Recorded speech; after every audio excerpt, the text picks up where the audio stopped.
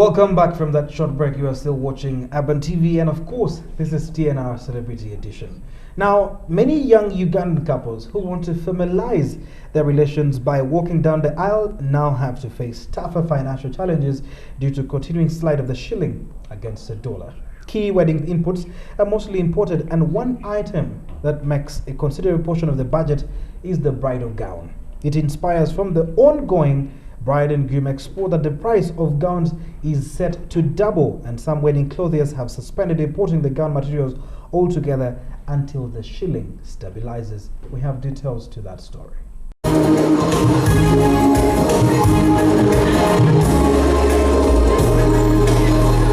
The Bride and Groom Expo has kicked off with new players on the market. The exhibitors have gathered to showcase all the pieces needed for one to plan a dream wedding. However, due to the increasing depreciation of the shilling against the dollar, those planning to enjoy these products now have to face stiff cost as they plan for their dream wedding. First of all, the dollar is up. It's really high, and I thank God because most of our gowns we just import them. Yeah, so the challenges that we're getting, we need to buy more gowns, but because the dollar is up, we can't go. It's all about. The Scarlet Bridal Boutique explains that due to the increasing dollar, a bride will now have to hire a gown ranging between 500,000 to 1.5 million, and for those who would wish to buy their average wedding gown for keeps will need to pay a minimum of 5 million shillings, up from 2 to 3 million. Other exhibitors were proud to have had a chance to share their knowledge with the public. We've got to up your game and try and make sure that you're giving people the right product and try and make sure you're not compromising on it, but otherwise it's one of the businesses that it's the in business because people get married all the time. The organizers of Bride and Groom Expo say the turn-up has been great and also expect more exhibitors. And so I expect the expo to get very good turn-up. Our exhibitors have done a very good job, our sponsors have done a very good job, and I expect it to be very, very successful. And we've got every service provider at least is here. So when you come, it will be very easy for you to plan your wedding. The theme for this year Bride and Groom Expo is Plan Your Wedding in One Day, and it is scheduled to end this Sunday. This report was compiled by Ruth Naseje for Urban TV.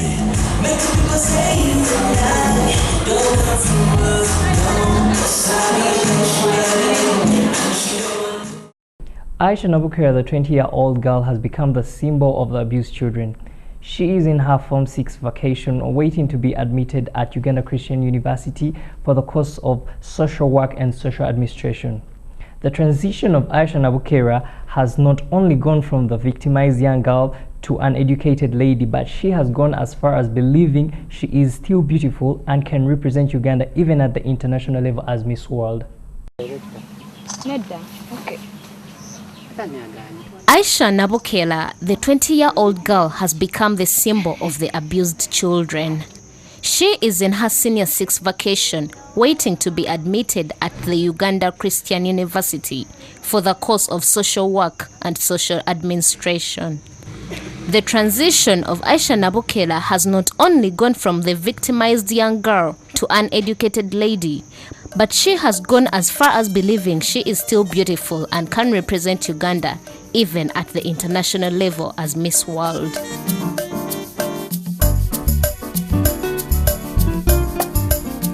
AISHA has all the support from her foster father, businessman Frank Gashumba, as he expressed on social media.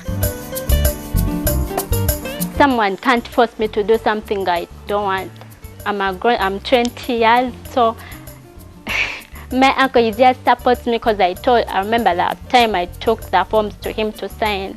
So I was like, AISHA, do you really want this? So you're like, yeah.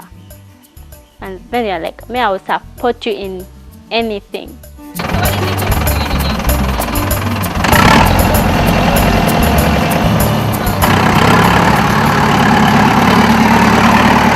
However, some Ugandans think AISHA Nabukeera's contesting at the pageant is a stunt from other people, and the question for them is, will she win the Miss World with the sympathy vote, as they call it?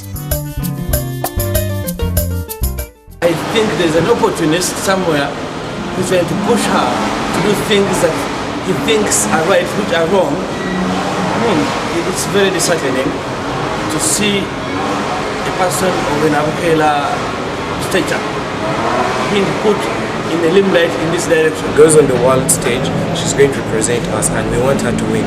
So we cannot put a context that somebody is banned, somebody is this and that just because of the sympathy vote. The sympathy vote may help in Uganda, but it may not help even across the borders.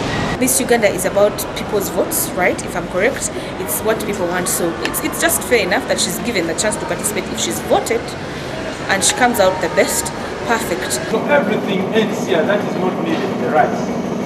The contestants are now at a boot camp at the National Agriculture Research Center at Namulonge. The main purpose for their stay at the agricultural camp is to teach them to appreciate the role agriculture is playing towards Uganda's economy.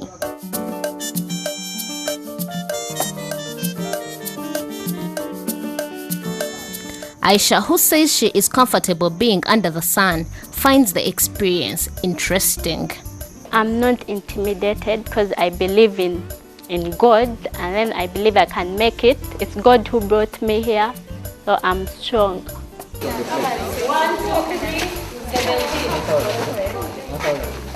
The other contestants are remorseful at Aisha's past and are ready to help her.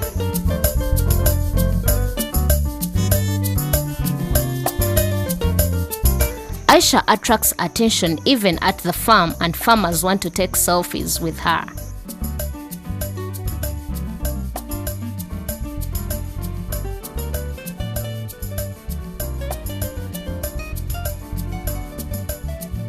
The girls think everyone has a story to tell, even though they have not put it forward for sympathy. First of all, she's very courageous. We need to be very sincere because at the end of the day, what she went through, none of us would ever want to go through it. And for the fact that she can stand and walk, expose her scars, that is courageous. The girls describe Aisha as a strong girl who needs help from Ugandans, and if they were not in the contest, they would vote for her only for her strength to stand as Miss Uganda with all the scars that cover most of her body. But she's a good person. She's a good person. She deserves it. I'm not saying I don't deserve it, but we are all here because we want to be there. Aisha says she is not yet sure if she has forgiven her stepmother and her father, who are still together in Masaka. Aisha thanks Frank Gashumba, Professor Lawrence Muchibi, Wavamuno, and so many other people who have supported her. Aisha says she is not intimidated by the other perfect bodies and the negativity on social media. She says God brought her to this contest. I now passed through a lot. People have talked. I hear that scars. The scars are nothing. You just look into my heart. That's what matters most. Janet Naluja, one of the organizers who has been living with the girls at the boot camp for 6 days, thinks AISHA NABUKEERA still needs much counseling. Janet says they have tried to help Aisha. She reveals that Miss Uganda follows the specific qualities a good-to-go Miss World should possess. Miss Uganda will not ride on that. I think there are other ways we can buy PR than using an innocent young woman.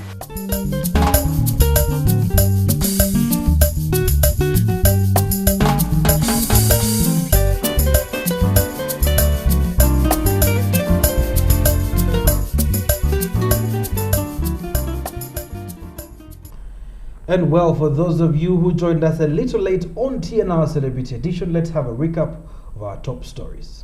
URA launches a higher anti-smuggling technology. Uganda Revenue Authority has launched a new national customs enforcement network to help detect possible smuggling cases in Uganda and across the region. Dollar hike makes weddings more expensive. Ugandan couples who want to walk down the aisle will face tougher financial challenges due to continuing slide of the shilling against the dollar. All stories can be charged. Mohezi. Information Minister has warned that crimes do not expire and anybody can be charged over old corruption scandals. Uganda has only 3 5-star hotels. Uganda has only 3 5-star hotels according to the Uganda Tourism Board Hotel Star Ranking exercise. Let's go for a break, but when we return, TNR Sport.